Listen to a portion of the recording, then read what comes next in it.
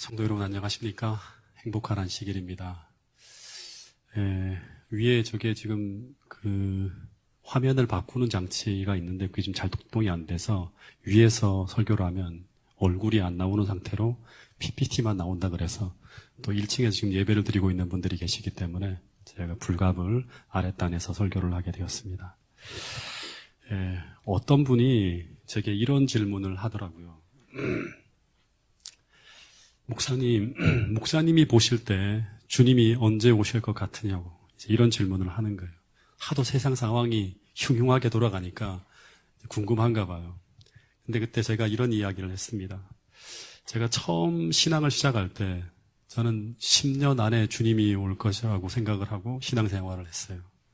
그리고 결혼을 할 때, 그리고 성주가 태어날 때, 또 목회를 시작할 때 저는 그때마다 저는 주님이 곧 오실 것 같다는 생각을 가지고 그것을 대비해서 계속 이제 계획을 짜고 생활해 왔던 그런 기억이 있습니다. 근데 그 모든 시간이 지나가고 저는 지금 50이 되었습니다. 저는 지금도 주님이 곧 오실 것이라는 믿음을 가지고 지금 이 순간을 지나가고 있습니다. 근데 주님이 언제 오실지는 잘 모르지만 지금 세상에 벌어지고 있는 일들을 보면 이제 주님이 더 지체하면 안 될 것 같은 그런 상황들이 온 세상에 도래하고 있는 것을 분명히 보게 됩니다. 근데 이 지체의 시간이 얼마나 더 길어질지는 아무도 몰라요. 제가 지난주 목요일 날 제자훈련 시간에 그 말라기 선지자가 등장하고 주님이 곧 오실 것이라고 하는 그 초림에 대한 기별을 들었지만 그 말라기 선지자부터 주님이 태어날 때까지의 시간은 몇 년이 걸린지 아십니까? 마지막 선지자가 등장하고 예수님이 오실 때까지 자그마치 400년 동안 엄청난 혼란한 시간을 이스라엘 백성들이 지나가는 것을 우리가 지난번 제자훈련 시간에 공부를 했습니다. 그래서 이 시간이 얼마나 더 길어질지 아무도 몰라요. 그러나 지금 이 시대는 정말 마지막 시대라는 것을 누구나 느낄 정도로 너무나 혼란스럽고 두려운 세상을 지나가고 있습니다. 그래서 이 시대에 우리는 한순간 또 한눈을 팔아서는 안 되고 정말 정신을 바짝 차리고 하나님께서 우리를 인도하시는 그 구름 기둥과 불 기둥이 어디로 우리를 인도하고 있는지, 어디를 향하고 있는지를 정확하게 확인하고 날마다 그곳을 향해 나가야 된다고 하는 사실입니다. 더하여서 우리가 하나 더 기억해야 될 것은 무엇인가 하면 우리는 하늘 가나안을 향해 가는 그 과정에서 어떻게 보면 신구약 중간사에 보면 진짜 견딜 수 없는 혼란한 시간이 막 벌어지거든요. 그런 것처럼 우리가 전혀 예상치 못한 여러 가지 경험들을 하게 될 것이라고 하는 거예요. 그래서 그때를 대비해서 부지런히 성경을 연구하고 또 공부해서 그때 우리에게 필요한 빛을 꼭 가지고 있어야 한다고 하는 사실입니다. 그래서 오늘 저는 하늘 가나안을 가는 여정을 미리 표상적으로 보여주는 출애굽기에 나오는 한 사건을 통해서 오늘을 사는 우리에게 필요한 교훈을 함께 얻어보려고 합니다. 이 출애굽기 17장에 보면 이제 이스라엘 백성들이 신광야를 지나서 르비딤이라고 하는 곳에 도착합니다. 그러니까 이제 출애굽 경로를 보면 고센 땅에서 출발해서 홍해를 이렇게 건너요. 이렇게 건넜다고 하는데 이렇게 건너서 마라에서 쓴 물의 경험을 하고 엘림을 지나가서 쭉 더 가다 보면 여기 시내산이거든요. 시내산 목적지 바로 코앞에서 신광야를 지나서 바로 코앞에서 르비딤이라고 하는 지명이 있습니다. 이때가 애굽을 떠나온 지 한 달 보름 정도 시간이 걸릴 때예요. 그러니까 시내산에 도착하기 직전에 시내산이라는 목적지를 불과 한 20km 정도 남겨둔 상황에서 어떤 일이 벌어지는가 하면 물이 떨어집니다. 그래서 가나안을 향해 가는 노중에 어떻게 보면 최악의 시험, 최악의 흔들림이 이스라엘 백성들에게 찾아옵니다. 근데 문제는 뭔가 하면 출애굽기 17장 1절에 보면 이스라엘 백성들이 여호와께서 명하신 노정대로라는 말이 나옵니다. 그러니까 하나님의 임재와 인도하심이 상징인 구름 기둥과 불 기둥의 지시를 따라서 그 노정대로 쭉 이동해 가다가 어디에 이르게 됐는가 하면 르비딤이라는 곳에 장막을 쳤다고 하는 거예요. 이것을 오늘날의 말로 적용하면 이들은 하나님의 말씀에 순종하여 이곳에 이르렀다고 하는 거예요. 근데 이 르비딤이라는 곳은 원래 물이 없는 곳이 아니었어요. 이 르비딤이 원래는 이제 그 와디 페이란이라고 해서 와디라고 하는 게 건천이거든요. 이 와디 페이란이라고 하는 지병으로 불리는 곳이 있는데 봄철에는 홍수가 나서 아주 물이 크게 흘러서 오아시스가 형성되어지는 그런 곳이었다고 합니다. 네. 그래서 모세가 이제 이곳으로 200만이나 되는 어떤 어마어마한 이스라엘 백성들을 쭉 끌고 가는데 전부 다 지금 물이 떨어져 가고 있기 때문에 굉장히 물 문제로 고통을 받고 있어서 여기에 가면 물 문제가 해결될 수 있을 것이라는 믿음을 가지고 이곳으로 인도하는 구름 기둥과 불 기둥을 쭉 따라가는 거예요. 예. 왜냐하면 모세도 이 광야라고 하는 곳에 40년 동안 이곳에서 보냈기 때문에 이곳의 지리를 잘 알고 있어요. 예. 그래서 모세는 지치고 있는 백성들에게 계속 격려를 하는 거예요. 지금 구름 기둥과 불 기둥이 인도하는 대로 따라가면 어디에 도착할 수 있다? 르비딤이라고 하는 계곡에 도착할 수 있는데 그곳까지만 참고 가자고. 그곳에만 가면 오늘 이 고통의 문제를 해결할 수 있을 것이라고. 그래서 그곳에 맞추어서 계속 가면서 물 조절도 했을 거예요. 예. 그리고 물이 딱 동이 났을 때 어디에 도착하는가 하면 드디어 르비딤 계곡에 딱 도착했을 것입니다. 근데 고통을 참아가며 도착했던 이 르비딤 계곡은 분명히 모세가 알기에는 물이 있는 곳인데 근데 평소와 다르게 극심한 가뭄으로 인해서 강이 바닥을 드러냈다고 하는 거예요. 그러니까 모든 물이 다 말라버린 거예요. 근데 이 모습은 이스라엘 백성들에게 충격에 가까운 모습이었어요. 예. 견딜 수 없는 모습이었어요. 물이 낯떨어졌는데 하나님이 인도하신 곳을 따라서 순종하며 계속 갔는데 그 지점에 물이 없는 거예요. 예. 제가 그 마라톤 풀코스로 한 3번 정도를 뛰었는데 이 마라톤을 하게 되면 한 10km가 지나가면 이제 5km마다 어떤 이제 곳이 있는가 하면 5km가 지나갈 때마다 식수와 이온 음료가 제공이 돼요. 물도 제공되어지고 게토레이 같은 게 제공이 돼요. 그리고 한 20km 정도 지나가게 되면 초코파이도 나오고 그리고 이제 뭐 한 30km 지나가면 식수에다가 그 게토레이에다가 바나나까지 나와요. 예.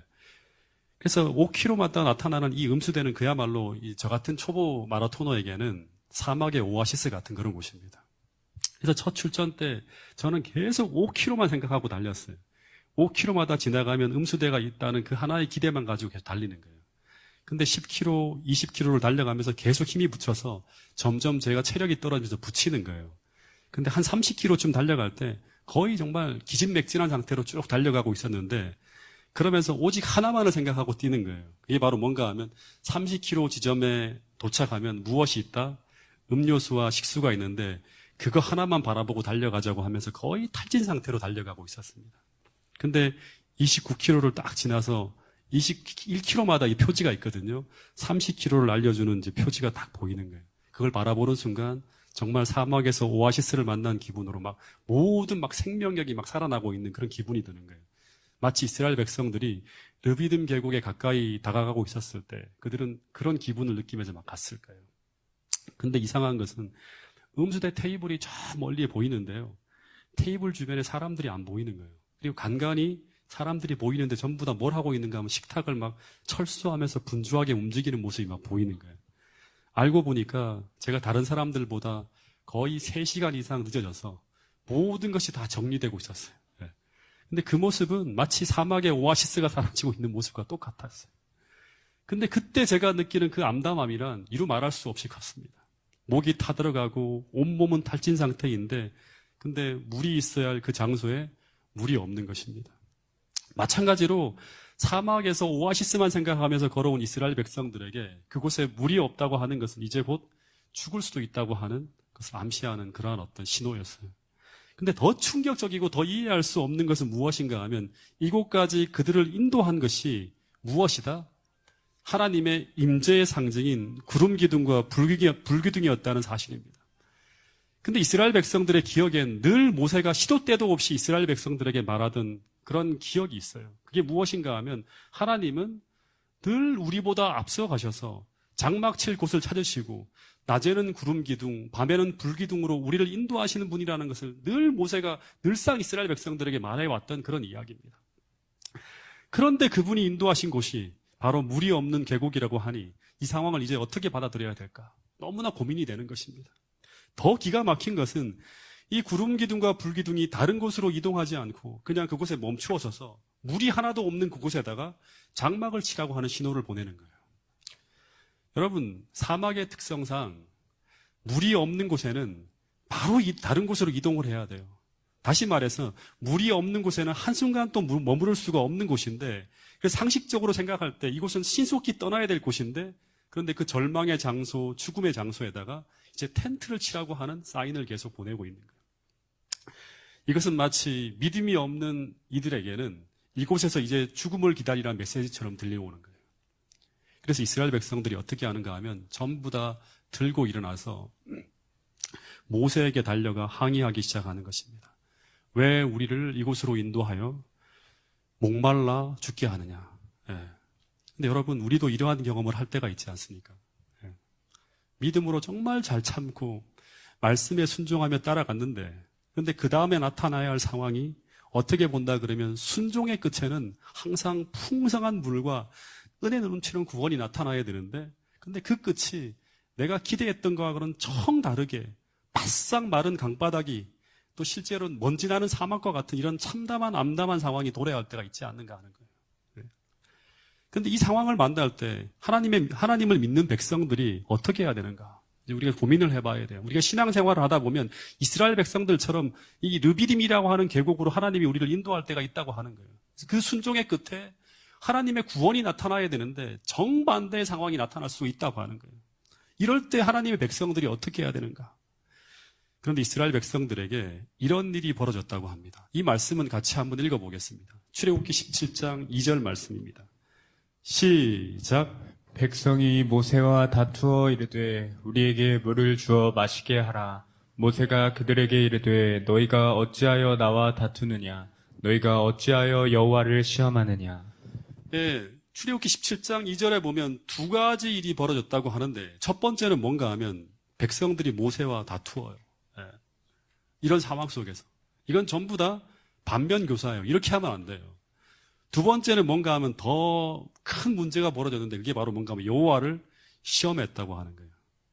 이 상황을 기록한 부조화 선지자를 제가 읽어보니까요, 이스라엘 백성들이 이 바싹 마른 강바닥을 보고 난 후에 그들은 다시금 이제 뭘 보는가 하면 하늘을 바라본 거예요. 그들을 인도하던 구름 기둥을 딱 바라봤는데 이 구름 기둥이 달리 보이기 시작했다고 하는 거예요.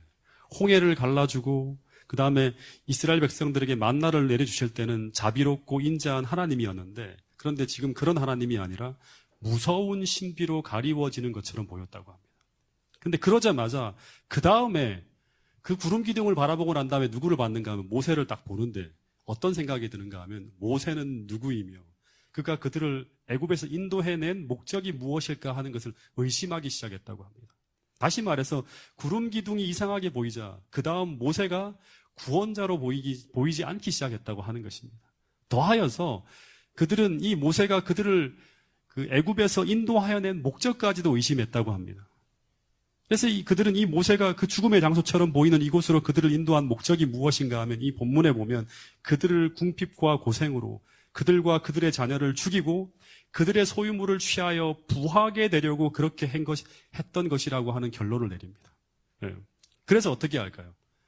모세를 향해서 돌로 쳐 죽이려고 반란이 일어나는 거예요. 근데 문제는 뭔가 하면 이런 반역적인 생각이 어디에서부터 시작되었는가 하는 것입니다. 그 시작은 바로 이들이 하나님을 시험하면서부터 시작되었다고 하는 거예요. 하나님을 시험했다고 하는 건 하나님을 불신하면서부터 시작되었다고 하는 것입니다. 여러분, 하나님을 시험한다고 하는 것은 하나님을 불신하는 것인데, 이것은 무슨 말인가 하면 하나님이 함께 계심에도 불구하고 그리고 지금까지 그들을 보호하시고 도와주시는 것을 보고 있음에도 그 하나님의 인도하심과 하나님의 함께하심을 부정하는 말과 행동을 하는 것, 이것이 바로 하나님을 시험하는 거예요. 그래서 7절에 보면, 출애굽기 17장 7절에 보면 그들이 모세와 다투는 일이 벌어지게 되는데 그 이유는 바로 뭔가 하면 그들이 여호와를 시험하여 여호와께서 우리 중에 계신가 안 계신가 하였기 때문이라고 하는 말이 나오는 것입니다. 불기둥과 구름기둥을 보고 있으면서도 어제도 만나가 내리고 지금도 만나가 내리고 있고 오늘 새벽에도 만나를 얻어먹었는데 그 도우심과 돌보심을 매일매일 경험하고 있으면서도 그들은 계속 하나님이 우리 중에 계신가 아니 계신가 하며 하나님을 시험했다고 하는 아주 이상스러운 어떤 그런 이 결과가 계속 출애굽하는 그 내용과 그 역사 가운데 계속 벌어졌다고 하는 것입니다. 근데 왜 이런 일이 벌어졌는가? 왜 그들이 하나님을 시험하게 되었을까요? 그 이유가 분명히 있을 것입니다. 그 이유는 이스라엘 백성들이 당시 하나님을 시험한 까닭이 무엇인가 하면 그 이유는 당시 이스라엘 백성들의 삶을 쭉 살펴보면 그들이 여호와의 노정대로 가고 있음에도 불구하고 하나님 말씀에 순종해서 계속 따라가고 있는데도 불구하고 끊임없는 문제들이 계속 일어나고 있었다고 하는 거예요. 그래서 끊임없이 그들이 의심하는 그런 일들이 벌어집니다. 예. 왜 우리가 구름 기둥과 불 기둥을 따라가고 있는데도 왜 자꾸 물의 문제와 식량의 문제, 아말락의 문제가 계속 끊임없이 나타나는지, 그리고 왜 하나님은 그런 것으로 우리를 인도하시는지 당시 이스라엘 백성들은 이해가 되지 않았다고 하는 것입니다. 그래서 그들은 계속 하나님의 선하심을 의심하고 있었고, 그리고 그것이 계속 불평과 불만을 통해 나타나고 있었다고 하는 것입니다.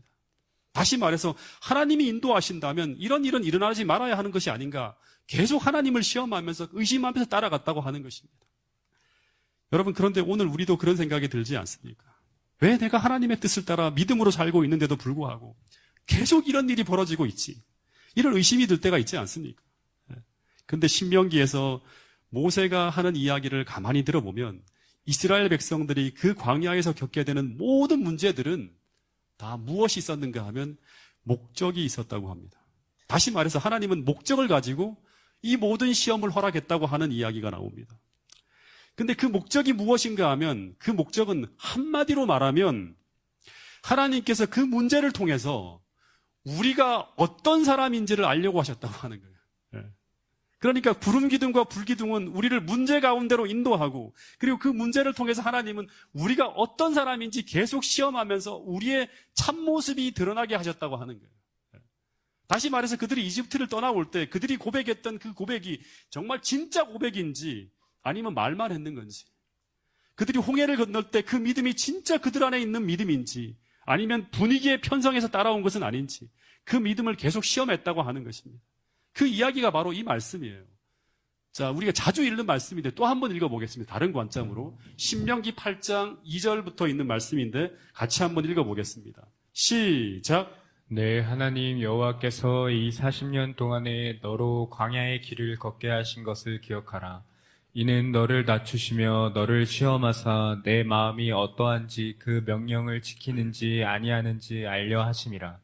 너를 낮추시며 너를 줄이게 하시며 또 너도 알지 못하며 내 조상들도 알지 못하던 만나를 내게 먹이신 것은 사람이 떡으로만 사는 것이 아니요 여호와의 입에서 나오는 모든 말씀으로 사는 줄을 내게 알게 하려 하심이니라. 신명기 8장 2절에 보면 내 하나님 여호와께서 이 40년 동안 너로 광야 길을 걷게 하신 것을 기억하라. 이는 너를 낮추시며, 그 다음 뭐예요? 너를 시험하사, 그 다음 뭐예요? 내 마음이 어떠한지 그 명령을 지키는지 아니 지키는지 알려 하셨다고 하는 내용이 나옵니다. 이 이야기를 보면 하나님은 우리를 문제 가운데로 인도하시고, 그리고 거기서 우리의 마음이 어떠한지, 우리가 어떤 사람인지를 계속 시험하셨다고 하는 거예요. 왜 계속 시험하고 계셨는가? 우리는 하늘 가나안에 가서 살 사람이기 때문이에요. 전부 다 이스라엘 백성들은 어디를 목적지로 향해 가고 있는가 하면 가나안을 목적지로 향해 가고 있는 사람들이에요. 근데 하늘 가나안은 누가 들어가는가? 어떤 사람이 들어가는가? 믿음을 가진 하나님의 백성들만 들어갈 수 있는 곳이에요. 다시 말하면 하나님과 믿음으로 언약 관계에 들어간 그 사람들만 들어가 살 수 있는 곳이 바로 어디인가 하면 하늘 가나안이에요. 그래서 그 시험을 통해서 우리가 정말 겸손한 마음으로 하나님을 의지하는 사람인지, 그리고 정말 우리가 하나님의 계명을 지키는 믿음의 사람인지 그것을 확인하기 위해서 때로는 우리를 줄이게 하시고 목마르게 하시고 우리를 낮추시는 문제 가운데로 인도하셨다고 하는 것입니다. 근데 낮추기만 하신 것이 아니라 우리를 잠시 낮추고 잠시 줄이게 하신 후에 언제나 하나님이 예비하신 풍성한 만나와 시원한 생수를 통한 구원을 경험하게 하셨다고 하는 것이 광야를 걸어간 이스라엘 백성들이 경험한 이 경험의 이야기라고 하는 것입니다. 그래서 잠시 그 줄임과 목마름을 통해서 배워야 할 것을 배우고, 그리고 그 시험을 통해서 우리의 믿음이 확인되고 최종적으로 증명되어지기만 하면 그 다음은 어떻게 되는가 하면 그 다음은 시험이 끝나는 거예요. 그 다음은 가나안으로 들어가는 것입니다. 그래서 그 믿음을 확인하기 위해서 시험과 문제가 계속 닥쳐오는 것이라고 하는 것입니다. 근데 이것은 하늘 가나안으로 들어가기 직전 오늘 우리들의 삶에 벌어지고 있는 조사 심판이나 재림전 심판도 이와 같은 방법으로 이루어지고 있다고 하는 것을 우리가 기억해야 돼요. 계속 하나님은 오늘 우리가 어떤 사람인지 믿노라고 공언하는 사람이 아니라 진짜 우리 안에 믿음이 있는지를 계속 끊임없는 시험을 통해서 확인하고 있다고 하는 것입니다. 그래서 우리의 믿음이 그 어떤 상황에도 흔들리지 않고 확정되어지고 증명되어진다면 우리는 하늘 본향으로 들어가게 된다고 하는 것입니다. 왜냐하면 하늘 가나안은 누가 들어간다? 믿음을 가진 사람만이 들어가는 곳이기 때문입니다. 여러분, 이것을 표상적으로 보여주는 이야기가 바로 출애굽기와 민수기와 신명기의 이야기. 이 출애굽의 이야기라고 하는 것입니다. 그래서 출애굽의 이야기는 고린도전서 10장에 보면 말세를 만난 우리에게, 마지막 때 말세를 만난 우리에게 무엇으로 쓰여졌다? 경계와 교훈을 위해서 우리에게 쓰여진 책이라고 하는 것입니다. 여러분, 그래서 정말 중요한 교훈 중에 하나는 이 출애굽 이야기를 쭉 살펴보면 이 이스라엘 백성들이 하늘 가나안을 들어가는 과정 속에서 광야를 지나가는 이스라엘 백성들이 겪는 문제는 물 문제나 양식이 떨어지는 것이나 아말렉이 쳐들어오는 문제가 아니었습니다. 여러분, 진짜 문제는 무엇인가 하면 하나님의 백성이라고 공언하는 애굽을 떠나온 그들 안에 하나님을 믿는 이 믿음이 있는가 없는가의 문제였어요. 이게 정말 가장 중요한 것이었어요. 그들이 정말 천지를 창조하신 그 창조주 하나님께서 그들의 하나님의 되심을 실제적으로 믿고 있는가 하는 걸 시험하는 거예요. 그것을 확인하기 위해 동원되어지는 것이 바로 쓴 물 문제, 양식 문제, 물 문제, 아말렉 문제, 이런 문제들이었다고 하는 것입니다. 그래서 형태를 달리해서 끊임없이 문제가 나타나고 있었지만 그 문제는 결국 하나의 문제라고 하는 것입니다. 다시 말해서 그 문제는 우리가 어떤 사람인지, 우리에게 정말 믿음이 있는지, 그 믿음을 정밀하게 시험하는 믿음의 문제들이었다고 하는 것을 잊어서는 안 된다고 하는 것입니다. 또 하나, 이 출애굽기와 민수기를 가만히 읽어보면 그 순간 그들에게 닥쳐오는 그 문제 하나하나는 어느 것 하나 광야에서는 스스로 해결할 수 없는 문제였어요. 전부 다 그들이 해결할 수 있는 문제가 아니었어요. 그런 문제들이 계속 끊임없이 허락되어지고 있었다고 하는 것입니다. 여러분, 광야에서 벌어지는 물 문제, 그들이 해결할 수 있나요? 못해요. 음식 문제, 무기도 없는 그들에게 닥쳐오는 이 아말렉의 문제, 불뱀의 문제, 전부 그들이 감당할 수 없는 문제들이었어요. 근데 그런 문제들이 계속 벌어지는 거예요. 우리가 마지막 때 하늘 가나안으로 들어가기 직전에도 계속 이런 문제들이 우리에게 닥쳐올 것이라고 하는 것입니다. 근데 중요한 것은 시간이 지나면 그 문제가 해결되어지는 것을 그들은 목격합니다. 근데 어떻게 그들이 그 문제를 해결했는가? 그 이유는 단 하나예요. 그들이 하나님의 인도하심을 따르고 있음을 믿고 있었기 때문이라고 하네요. 그런데 그 믿음의 증거가 무엇인가 하면 그것은 그들이 계속 멈추지 않고 구름 기둥과 불 기둥이 인도하는 대로 순종하며 나가는 것이었어요. 주변에서 어떤 문제가 터지고 어떤 어려움이 닥쳐온다 하더라도 그들이 있어야 할 자리인, 그들이 있어야 할 자리를 계속 알려주는 그 구름 기둥과 불 기둥이 머물라고 하는 그 자리에 머물기만 하면, 그 은혜의 자리에 순종하며 머물기만 하면 나머지는 다 하나님이 알아서 해결해 주시는 거예요. 이게 출애굽기의 과정 속에서 계속 반복적으로 벌어지고 있는 모습이었다고 하는 거예요. 여러분, 그래서 그들이 믿을 수만 있다면 버틸 수 있고, 믿을 수만 있다면 기다릴 수 있고, 믿을 수만 있다면 기도할 수 있고, 믿을 수만 있다면 순종할 수 있었다고 하는 거예요. 그러면 문제는 다 해결되는 거예요. 근데 문제는 이 물의 문제나 양식의 문제나 아말렉의 문제나 뱀의 문제가 아니라 수만 가지의 문제는 단 하나의 문제였다고 하는 것입니다. 그것은 오늘 너는 그리스도를 믿고 살아가고 있는 사람인가? 그 하나의 문제를 끊임없이 시험했다고 하는 것입니다. 여러분, 그래서 그것을 믿을 수만 있다면 우리는 그 죽음의 골짜기인 르비딤 골짜기에서도 텐트를 치라는 그 명령 앞에 순종하여 텐트를 칠 수 있는 것이고, 그리고 그 문제를 하나님 앞에 맡기면서 기도할 수 있다고 하는 것입니다. 근데 반대로 그들이 그것을 믿을 수 없다면 어떻게 될까요? 그들의 전진은 멈추게 될 것이고, 그러면 모든 사람들이 우리는 기만당했다고 생각하면서 모세를 향해 비난과 원망을 쏟아내면서 절망 속에 무너지게 되는 것입니다.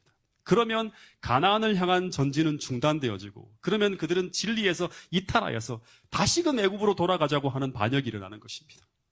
여러분, 이것을 가지고 우리는 뭐라고 하는가 하면, 오늘날 식으로 해석을 하면 흔들림이라고 하는 거예요. 근데 이 흔들림이 벌어질 때마다 수많은 사람들이 죽어나가면서 광야에서 쓰러지는 일들이 벌어집니다. 여러분, 그런데 오늘날에도 이 흔들림이 벌어지고 있나요? 계속 벌어지고 있다고 하는 거예요.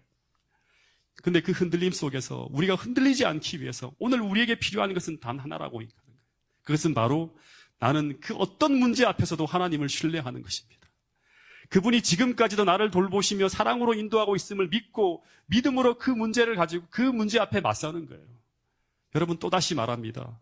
그리스도인의 삶에 벌어지는 모든 문제는 믿음의 문제이지 환경의 문제가 아니라고 하는 것입니다. 그래서 오늘 우리는 우리의 문제를 단순화시킬 필요가 있습니다. 수만 가지 문제들이 계속 터져나오고 있는데 그 하나하나를 일일이 다 개별 사건처럼 바라보고 대응하다 보면 너무나 혼란스럽고 우리가 감당할 수 없어서 가슴이 터질 것 같은 그런 지경에까지 몰리는 경우도 있을 것이라고 하는 것입니다. 여러분, 코로나 문제, 우리가 해결할 수 있는 문제입니까? 해결할 수 없는 문제예요. 먹고 사는 문제, 건강 문제, 직장 문제, 경제 문제, 자녀 문제, 끝도 없는 거대한 문제들이 쏟아져 나오고 있고, 그리고 쏟아져 나오는 문제 하나하나에 매달릴 것이 아니라 우리가 해야 될 길은 하나예요. 답은 이 모든 문제를 전부 어떻게 한다? 하나님께 맡기고, 그리고 그 문제의 모든 해답이 하나님께 있음을 믿는 거예요. 그리고 나는 어떻게 하는가 하면 그 문제가 아니라 오늘도 구름 기둥과 불 기둥이 인도하는 대로, 그 말씀이 인도하는 대로 묵묵하게 따라가기만 하면 되는 거예요. 내가 할 수 있는 것이 무엇인가를 살피고 그 문제만 바라보는 것이 아니라 하나님께서 나를 인도하시는 그 방법대로 오늘도 순종하며 걸어가는 것입니다. 그러면 그 전까지만 하더라도 압박감에 숨이 터질 것 같은 상황이 순식간에 풀려지면서 마음의 평안함이 찾아오고, 그리고 감당할 수 있겠다는 든든함이 찾아오면서 때로는 순식간에 환경이 변화되어지고 물이 쏟아지고 만나가 내려지는 상황이 도래하기도 한다고 하는 것입니다. 이것이 바로 출애굽기의 이야기예요. 여러분, 그래서 오늘 주님은 비슷한 환경 속을 지나가는 오늘 우리들에게도 이런 말씀을 하고 있는 것입니다. 마태복음 6장 33절 34절 말씀을 같이 한번 읽어보겠습니다. 시작. 그런즉 너희는 먼저 그의 나라와 그의 의를 구하라. 그리하면 이 모든 것을 너희에게 더하시리라. 그러므로 내일 일을 위하여 염려하지 말라. 내일 일은 내일이 염려할 것이요 한날의 괴로움은 그날로 족하니라. 예, 그런즉 너희는 먼저 그의 나라와 그의 의를 구하라. 이게 무슨 말이에요? 구름 기둥과 불 기둥이 인도한 대로 따라가라는 거예요. 먼저는 다른 문제에 집중하지 말고 오늘 하나님이 너희들을 어디로 인도하시는지 그것을 먼저 바라보라고 하는 거예요. 그리하면 나머지 것은 어떻게 한다? 주님께서 책임져 주실 것이라고 하는 거예요. 이게 출애굽기 속에서 이스라엘 백성들을 인도하신 하나님의 방법이에요. 그러므로 내일 일을 염려하지 말라. 이 말은 오늘 시시각각으로 터지며 벌어지는 산더미 같은 문제로 가득한 그 환경과 상황을 바라보면서 내일 어떻게 할 것인가를 염려하지 말라고 하는 거예요. 오직 염려할 것은 하나라고 하는 것입니다. 그것은 무엇인가 하면 오늘 내게 그리스도를 믿는 믿음이 있는가, 이것만을 염려하라고 하는 것입니다. 여러분, 이것은 우리가 배워야 합니다. 여러분, 당시 이스라엘 백성들이 광야길을 걸어가면서 반드시 배워야 될 것이 뭔가 하면 과거 역사를 통해서 이것을 배웠어야 돼요. 애굽을 출발할 때도 그들은 구름 기둥과 불 기둥의 인도하심을 따라갔는데 그 끝이 무엇이었어요? 바로 홍해로 가라막힌 막다른 골목 앞에 직면하게 됩니다. 근데 이것은 느비딘 골짜기에서 벌어진 똑같은 문제가 불과 2달 전의 상황과 형태를 달리하면서 똑같이 벌어지고 있었다고 하는 것입니다. 그 다음 엘림에서도 그렇고 신광야에서도 그러죠. 물이 떨어지고 양식이 떨어질 때마다 그들은 그들이 해결할 수 없고 풀 수 없는 막다른 골목에 계속 세워지게 되는 경험을 계속하게 되는 거예요. 그런데 그럴 때마다 무엇이 나타났는가 하면 모세의 기도하는 모습이 나타나고, 그리고 그 다음은 죽을 것 같았지만 하나님은 계속 문제를 해결해 주십니다. 쓴물을 단물로 바꾸어주고 하늘을 열어서 양식이 비같이 내리게 하는 그런 일들을 통해서 계속 문제를 해결하시는 하나님의 모습을 보게 됩니다. 마찬가지로 이 르비딤에서도 그들은 그 바짝 마른 강바닥을 보면서도 또다시 하나님의 구원의 역사를 보게 될 것이라는 것을 믿는 그 믿음만 가지고 있었다면 그들은 그 자리에서도 하나님의 구원을 기대하면서 기도할 수 있었을 것이라고 하는 것입니다. 여러분, 이후 가데스 바니아에서 벌어진 12정탐꾼의 문제도 형태만 달리하고 같은 문제, 동일한 문제였다고 하는 것입니다. 그들은 도저히 스스로 해결할 수 없는 이 난공불락의 거인과 맞서 싸워야 하는 믿음의 문제 앞에 딱 서게 되는 거예요. 근데 이 문제를 믿음으로 넘어서지 못하면 그들은 계속 같은 문제 앞에서 계속 똑같은 증상이 나타나는데 그것이 무엇인가 하면 계속 하나님을 시험하는 거예요. 예. 여러분, 문제를 만날 때마다, 코너에 몰릴 때마다 계속 하나님이 정말 우리와 함께 계신 것이 맞는가?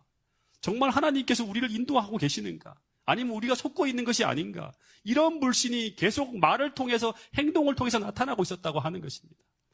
여러분, 근데 성경을 보면 이런 증상이 나타날 때마다 그 하나님을 시험하는 그 모습은 그들로 하여금 계속 그들의 믿음을 잃어버리게 만들고 그들을 영적으로 나약하게 만들었다고 하는 것이 부조화 선지자에 보면 나오는 내용입니다. 그 결과 그들은 이 하나님을 시험하던 그 시험을 계속 10번이나 반복해서 시험하다가 결국 가나안에 이르지 못했다고 하는 이야기가 민수기 14장에 나오는 이야기입니다. 여러분, 그래서 흔들림의 순간이 찾아올 때마다 그 어떤 시련의 순간이 닥친다 하더라도 우리는 말과 행동으로 하나님을 시험하지 않아야 된다고 하는 사실을 꼭 믿을 수 있게 되기를 간절히 바라겠습니다. 믿음으로 조금만 더 참고 조금만 더 인내하며 기다리면 우리는 분명히 그곳에서 믿음으로 말미암아 하나님께서 우리를 구원하시는 그 구원의 경험을 할 수 있다고 하는 것이 이 출애굽 이야기를 통해서 우리에게 던져주는 중요한 교훈이라고 하는 것입니다. 여러분, 근데 마찬가지로 마지막 시대를 살아가는 우리들에게도 하나님은 무엇을 말씀하고 있는가 하면 성도들의 인내가 여기 있나니 끝까지 참아야 할 순간이 계속 온다고 하는 것입니다. 우리가 코너에 몰릴 때마다 그 순간에도 계속 구름 기둥과 불 기둥을 바라보고 하나님께서 인도하시는 그 말씀을 바라보면서 순종하는 자들은 반드시 믿음으로 말미암는 구원을 경험하게 된다고 하나님은 말씀하고 있다고 하는 것입니다. 여러분, 오늘 우리가 하나님의 인도하시는 말씀을 따라 걷고 있다면 어떠한 경우에도 하나님은 여러분 곁에서 여러분을 떠나지 않는다고 하는 사실을 꼭 믿게 되기를 간절히 바라겠습니다. 여러분의 모든 어려움마다 눈에 보이지 않지만 하나님은 언제나 여러분 곁에서 여러분을 돕고 있다는 사실을 꼭 믿게 될 수 있기를 간절히 바라겠습니다. 제가 침례를 받고 난 다음에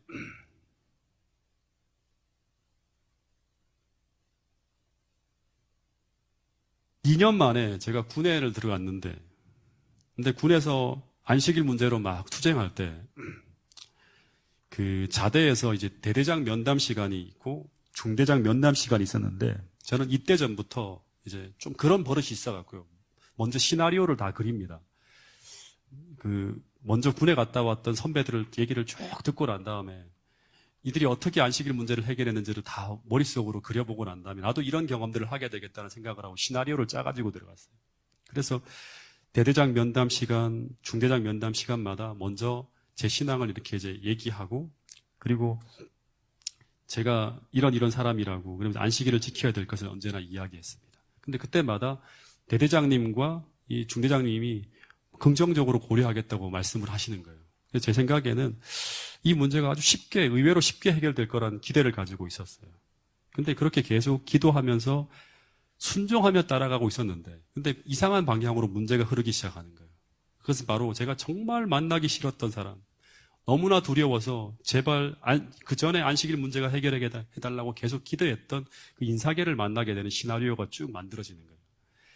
근데 이 부대원들이 모두 다 두려워하는 사람이 누군가 하면 인사계예요. 그 사람은 성질이 아주 오늘날로 말하면 좀 이렇게 이런 표현이 들죠. 좀 더럽다고 얘기할까요? 아주 불같은 성질을 가지고 있는 사람. 자신의 뜻대로 안 되면 중대장도 통제가 안 되는 사람이었어요. 하루는 이 중대장이 인사계가 하려고 하는 것을 이제 브레이크를 걸려고 하다가 밤중에 이분이 만취 상태로 바리케이트를 막 차로 들이받고 들어와서 중대장의 멱살을 잡고 막 욕을 하면서 죽이겠다고 하던 사람이 바로 주임 상사였던 인사계였어요. 근데 이 사람은 월남전 찬정 용사로 수많은 사람을 죽였던 사람이라고 막 떠들며 다니는 사람이에요. 그래서 자기의 성질을 건드리면 어떤 사람이든 병사든 부사관이든 장교든 상관없이 누구든 무자비하게 막 이렇게 대드는 사람이에요. 그 사람을 두들겨 패는데 어떻게 패는가 하면 보는데 발과 주먹으로만 쓰는 게 아니에요. 옆에 뭔가 기물이 있으면 닥치는 대로 그걸 들고 때리는 거예요. 그래서 차마 눈 뜨고 보지 못할 정도로 무서운 장면이 벌어지는 것들을 몇 번 사람들이 목격하고 난 다음에는 모든 사병들의 이제 마음속에 담겨 있는 게 뭐냐 그러면 인사계가 헐크로 변하지 말게 만들어야 된다. 다시 말해서 그 사람의 감정선을 건들면 안 된다고 하는 것이 첫 번째 불문율이었고, 두 번째 하나는 뭔가 하면 만약 이 사람이 헐크로 변하면 어떻게 되는가 하면 무조건 달라붙어야 된다. 떨어지면 안 된다. 떨어지면 이제 막 정신없이 주먹이 나오고 막 사방에 그걸 다 들고 패니까 무조건 이제 달라붙어야 된다고 하는 거예요. 이거를 팁이라고 하면서 계속 들었어요. 저는 어릴 때부터 고등학교 졸업할 때까지 단 한 번도 매질을 당하거나 구타를 당해본 적이 없는 사람이었어요. 네. 그래서 안식일 문제를 굽히지 않고 꺼내면 이제 머릿속에 떠오른 시나리오가 뭔가요? 마지막으로 제가 소대 배치를 받기 전에 만나게 되는 사람이 누군가 인사계 앞에 서게 되는 거예요. 그러면 저는 분명히 이 사람이 제가 안식일 문제를 다시금 이제 꺼내고 얘기를 하게 되면 저를 저렇게 때릴 것이 분명한데 과연 내가 견딜 수 있을까? 몇 대까지 내가 버틸 수 있을까? 막 이런 생각을 하는 거예요. 그 두려움에 절망하게 되는 거예요. 그래서 기도하기를 하나님 제발 저 인사계 앞에만 서지 않게 해달라고. 제발 그 전에 중대장님 선이나 대대장님 선에서 해결되어지게 해달라고 그렇게 기도하는데 근데 그 기도의 응답인지 몰라도 제가 그 거친 인사계 앞에 딱 서게 됩니다. 그래서 얘들하고 같이 한 10대 명이 쭉 섰는데 이제 제 순서가 와서 딱 제 신상 명세서를 보더니 너가 안식일 교인이라고 하는 거 들었다고 하면서 저를 쏘아보는데요. 그때 저는 그 순간에 이제 끝이구나 하면서 막 너무나 두려워서 숨이 턱턱 막히는 거예요. 그 눈동자와 눈빛은 저 사람이 아니에요. 저 훨씬 더 무서운 사람이. 사람의 눈빛이 아니에요, 그냥. 예. 마치 악마 앞에 서 있는 그런 기분이 들었어요. 막 쏘아보는데. 그리고 그 순간 인사계가 던지는 그 한마디 한마디는 너무너무 무서운 거예요. 인사계가 제 앞에 주먹을 이렇게 딱 불끈 쥐면서 딱 두 마디를 하는, 이렇게 하면 두 마디를 하는 거예요. 군인이 자유로운 존재나? 이러는 거예요. 그 두 번째는 두 번 다시 그런 XX 같은 말을 꺼내면 너는 내 손으로 죽어. 내 손으로 반드시 죽일 거야. 너 같은 인간은 딱 그러는 거예요. 이런 반사회적인 인간 같은이라고 딱 그런 말을 하는 거예요. 근데 그 말을 듣는 순간 진짜 죽일 것 같은 거예요. 그 말을 꺼냈다가는. 그러면서 더하는 말이 뭔가 하면 너 내가 어떤 사람인지 들어서 알고 있지? 그러는 거예요. 그러면서 눈빛을 통해 퍼져나오는 그 두려움과 위압감에 숨이 턱턱 막히는 거예요. 마치 맹수가 으르렁거리면서 사납게 변하기 일보 직전의 눈빛이었어요. 저는 두 번 다시 그 말을 꺼내면 죽을 것 같은 거예요. 그러면서 순간 드는 마음이 뭔가 하면 하나님이 정말 나와 함께 계시는 것이 맞는가? 예. 하나님이 왜 통제해주고 계시지 않지? 이런 상황이 벌어지는데 예. 왜 르비딤까지 끌고 가서 물이 떨어지는 상황을 맞게 하시지? 이런 생각이 드는 거예요. 계신다면 왜 하나님은 중대장선에서 해결해 주지 않고 나를 인사계 앞에까지 서게 하시는가? 이 상황이 너무나 답답하고 고통스러웠습니다. 마치 구름 기둥과 불 기둥을 쭉 따라왔는데 물을 찾아왔는데 근데 하나님이 인도한 그 자리가 마치 절망의 자리, 바싹 마른 강바닥이 드러난 르비딤 골짜기 같은 자리로 하나님이 우리를 나를 인도하는 것처럼 보였습니다. 근데 이 상황에서 하나님을 불신하고 시험하고 인사계의 의견에 복종했다면 저는 더 이상 신앙의 전진이 불가능한 상황에 직면하게 되는 거예요. 아마 오늘의 저가 잊지 못했을 거예요. 예. 그리고 더하여서 이스라엘 백성들처럼 계속 이 비슷한 상황에서 늘 어려움이 놓일 때마다 늘 하나님이 계신가 아니 계신가 하면서 하나님을 시험하면서 믿음이 쇠약해지는 것을 경험하게 되었을 거예요. 근데 순간 뭔가 침묵하고 물러서면 두 번 다시 안식일을 지키지 못하는 것은 물론이고 안식일 이야기를 두 번 다시 꺼내지 못하게 될 것이라는 불안감이 갑자기 막 올라오는 거예요. 그러면서 그 순간 주님 도와주세요라고 몇 마디 기도를 하는데 순간 그런 엄청난 용기가 어떻게 생겼는지 엄청난 용기가 일어나면서 제가 아는 모든 안식의 중요성이 다 머릿속에 막 떠오르기 시작하는 거예요. 그리고 엄청 두려워 떨면서도 그 두려움 앞에 버티는 거예요. 두려움이 사라지는 게 아니라 두려움은 분명히 존재하는데 두려움 앞에 막 버티는 거예요. 제가 맞서는 거예요. 그러면서 인사계 앞에서 신앙 이야기를 막 시작하는데 옆에서 지켜보는 동료들이 막 깜짝 놀라는 거예요. 큰일 났다 이제. 왜냐하면 저 헐크로 변하게 만든다 하면서 막 쳐다보는 거예요.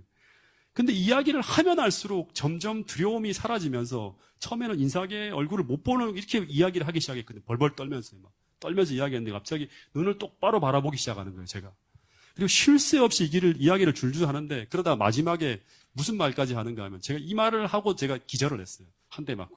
어떤 말을 했는가 하면 이 안식일은 하나님과 제가 언약한 날입니다. 근데 에스겔서에 나와 있는데요 하면서 이 날은 하나님과 나와 언약한 날이기 때문에 내가 하나님 백성이고 그분이 나의 하나님이 되심을 증명하는 날입니다. 이건 제 생명과도 바꿀 수 있는 날입니다. 라고 하는데 순간 번개가 번쩍하더니 인사계 주먹이 날아왔는데 제가 정신을 잃고요. 딱 정신을 잠깐 차리는데 문 쪽에 처박혀 있는 거예요. 이렇게. 근데 이상하게 그렇게 산하고 맹수처럼 날뛰는 인사계를 보면서도 두려움이 막 다 사라지고요. 그 다음부터는 막 너무 기쁜 거예요. 눈물이 막 고여 있는데 이 눈물은요, 두려움의 눈물이 아니라 막 기쁨의 눈물이죠. 그 팔복 중에 마지막 복이 뭐예요? 의를 위하여 핍박을 받는 자는 기뻐하고 즐거워하라는. 그게 막 나에게 이루어진다는 생각이 들면서 막 너무너무 행복한 거예요. 그러면서 제가 딱 느낀 게 뭔가 하면 이제 내가 할 일은 다 했구나. 내가 해야 될 건 그거였어요.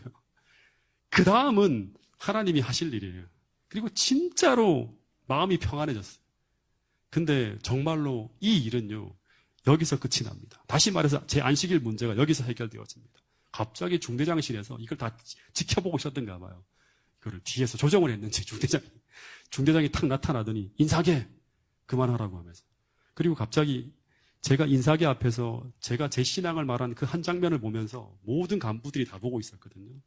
그리고 모든 간부들이 다 보고 있었고, 그 다음에 고참들에게 다 지시가, 이 소문이 행정관에서 벌어졌던 이 이야기가 모든 이제 소대로 다 퍼져나가면서 모든 간부들과 모든 고참들이 제가 인사계 앞에서도 저렇게 말할 수 있다면 저 친구의 신앙은 진짜다. 그런 소문이 막 퍼지는 거예요. 간부들과 고참 사이에 퍼지면서 일사천리로 제 신앙과 제 믿음에 대한 확고함이 딱 증명이 되어지면서 안식일 문제는 그때부터 다 해결되어졌어요. 그래서 그때부터 제 신앙을 시험하는 일은 없을 거예요. 이제 어떻게 이 문제를 부대 내에서 해결해야 될지 행정적인 고민만이 남아있을 뿐이었어요.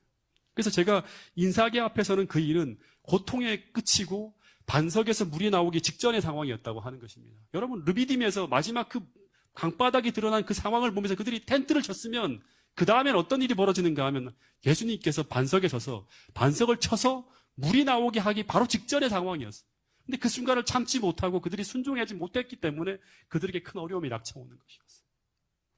여러분, 그래서 우리의 막다른 골목은 곧 홍해가 갈라지고 애굽의 군대가 사라지기 직전이라는 사실을 우리는 믿어야 한다고 하는 사실입니다. 그래서 힘들고 고통스러울 때, 자꾸 당황스러운 일들이 벌어질 때, 숨막힌 일들이 우리 앞길에 나타날 때, 그때마다 당황하지 마시고 멈추어서서 하나님께 길을 물어보시길 간절히 바랍니다.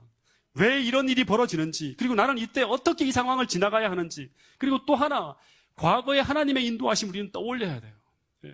내가 지금 어떻게 여기까지 이르게 되었는지를 계속 생각을 해야 되는 것입니다. 제가 동작에 있을 때 이 독서 토론회라는 것을 계속 했는데요. 그때 이 C.S. 루이스라는 사람이 쓴 순전한 기독교라는 책에 보면 이런 말이 나옵니다. 사람은 가르쳐야 할 때보다 어떤 때가 더 많다? 기억시켜야 할 때가 더 많다는 글이 있습니다.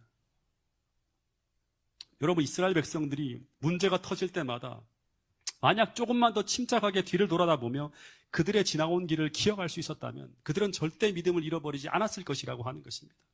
여러분, 성경에 보면 이런 패턴은 수도 없이 등장하고 있습니다. 여러분, 다니엘의 세 친구가 순종하고 또 순종하며 따라간 그 끝이 어딘가 하면 풀무불 앞이었다고 하는 거예요.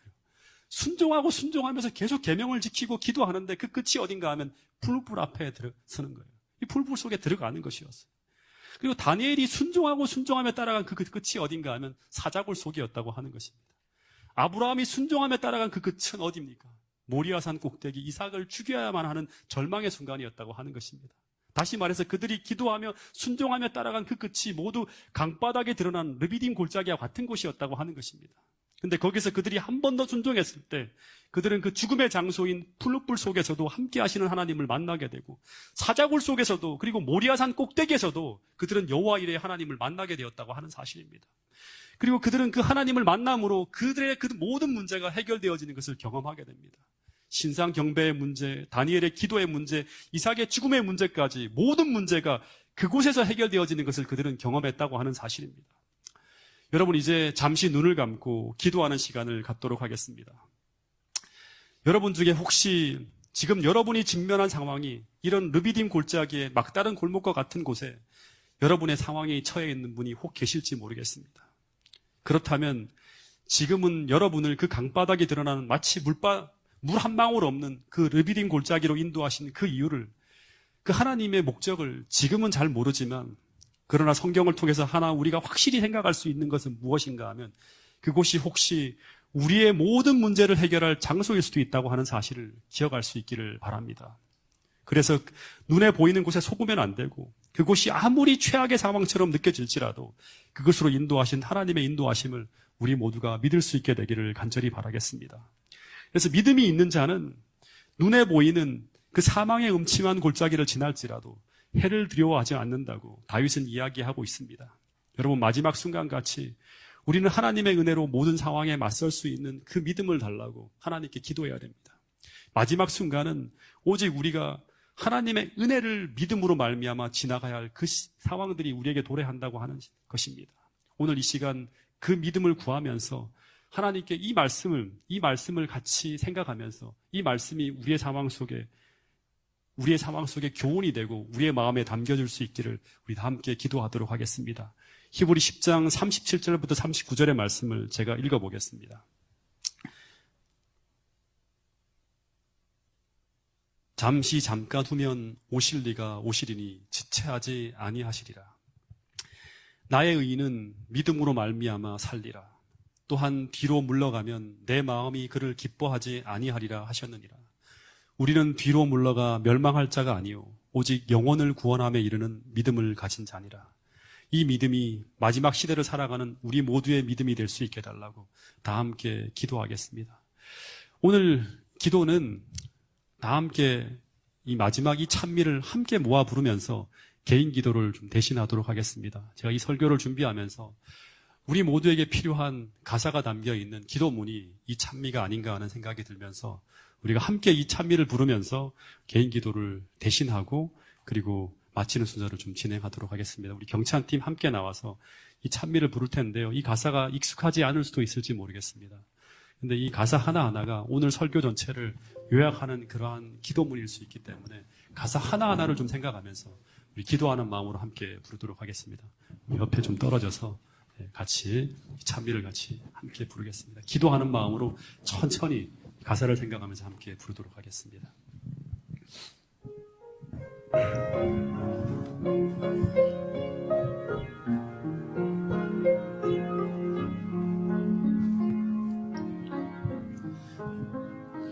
어둠 속에 매일한 내 영혼 갈 길 몰라 방황할 때에 주의 십자가 영광의 그 빛이 나를 향해 비추어 주셨네.